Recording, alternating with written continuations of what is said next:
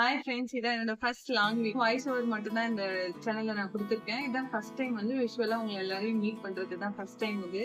நம்ம இப்போ டாபிக் குள்ள போகலாம். என்ன டாபிக் நீங்க பாத்தீங்கன்னா சிங்கோனியம் பிளான்ட்டை பத்தி நம்ம பார்க்க போறோம். சிங்கோனியம் பிளான்ட் வந்து இதுக்கு எங்க இருந்து இந்த பேர் வந்துச்சுன்னா கிரேக்க மொழியில இருந்து இந்த பேர் வந்துச்சு. இதோட அர்த்தம் என்னன்னு பாத்தீங்கன்னா இணைந்த இனப்பெருக்க அமைப்பு அப்படின்றத குறிக்கும். செடிக்குன்னு பாத்தீங்கன்னா ஜென்ரலா நம்ம எல்லாரும் சொல்ற பேர் வந்து 3 டைப்பா இருக்கு. Arrowhead plant, arrowhead vine, ghost foot plant அப்படின்னு 3 டைப் இருக்கு.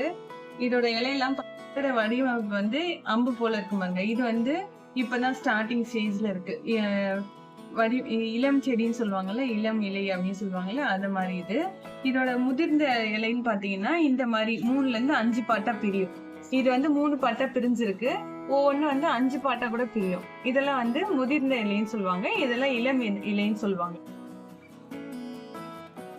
அரேசியா ஃபேமிலி சேர்ந்தது. அதே போல இந்த மணி பிளான்ட், பிலோடெட்ரான், மான்சரா இந்த மாதிரி பிளான்ட் எல்லாம் கூட இதே ஃபேமிலி சேர்ந்ததுதாங்க.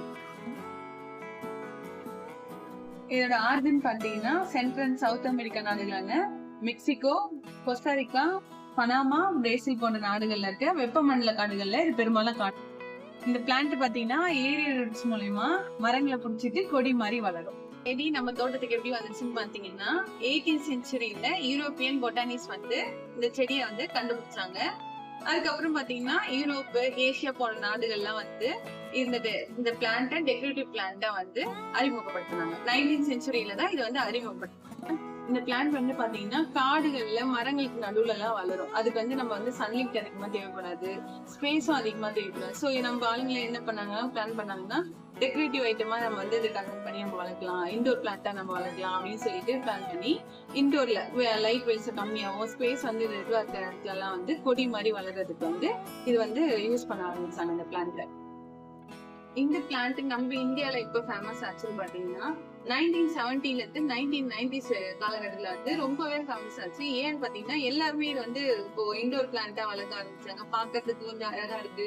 சோ வந்து இது வந்து 2 பெரியது எல்லாம் பாத்தீங்கன்னா வந்து இன்னுமே பார்க்க இன்னும் அழகா இருந்ததுவே இது வந்து வீட்டுல எல்லாம் வளர்க்கறதுக்கு ரொம்ப ஆசைப்பட்டு ரொம்ப பிரபலமானது வந்து அந்த காலகட்டத்துல தான் பிரபலமானது. செடி வந்து காட்டுல மரத்துல கொடி மாதிரி புடிச்சிட்டு பெருசா வளர்ற செடிய நம்ம வீட்டுல வளர்க்கறதுக்கு அழகா ஏத்த மாதிரி ஹைபிரிட் பண்ணி இந்த செடியோட நிறம், கலரு, அதுக்கப்புறம் வந்து அழகு இது எல்லாத்தையும் மாத்தி ஹைபிரிட் பண்ணி உருவாக்குனாங்க.